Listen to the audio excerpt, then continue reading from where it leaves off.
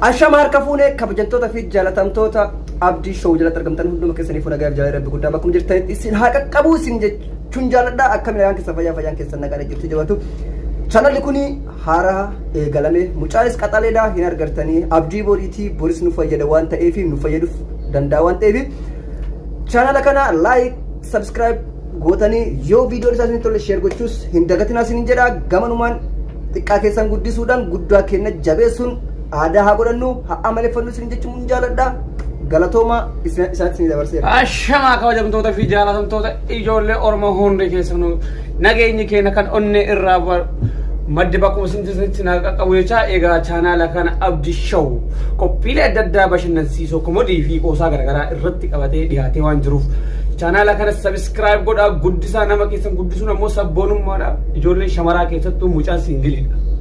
Isin hin tarin dhaqqabadhaa subscribe iddoo diimtu san tuqaatii guddisaa isin jedha. Ciao jedheen. Akkasuma akkuma hiriyoonni kiyya isiniif ibsan sanitti maqaa kiyya Abdii Showdha. YouTube'dhaan qabanadhee jechaadha. Akkuma jarri jedhan san qophii babbareedoodhaan dhufaa jira. Qophii kana hin jaallattan jedhee yaada. Garuu isin wanti isinirraa eegamu like share godhuudhaan nu jajjabeessaa akkasumas nu bira dhaabbadhaa jedha. Hordoftoota teennaa akka nu bira dhaabbattanii nu jajjabeessitanii qophii keenya jaallattan abdii qaba. Qophiidhaan akka walitti deemnu ciao.